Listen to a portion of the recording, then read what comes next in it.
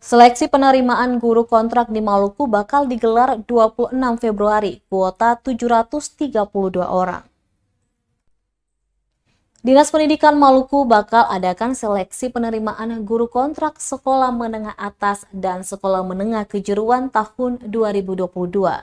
Demikian disampaikan Wakil Ketua Komisi 4 DPRD Maluku, Ruslan Hurasan, Jumat 18 Februari 2022 setelah sebelumnya rapat dengan Kadis Pendidikan, Ibu Insun membahas formasi guru kontrak dan P3K tahun 2022.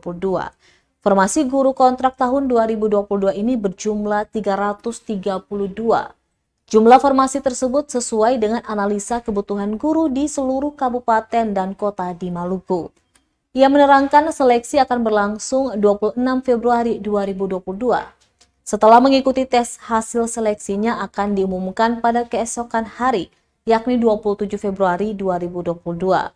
Lokasi tes pun akan sesuai dengan pemetaan, seperti di dalam Pulau Ambon termasuk Kecamatan Lehitu dan Lehitu Barat masuk dalam kota Ambon, dan sisanya ada di kabupaten dan kota masing-masing.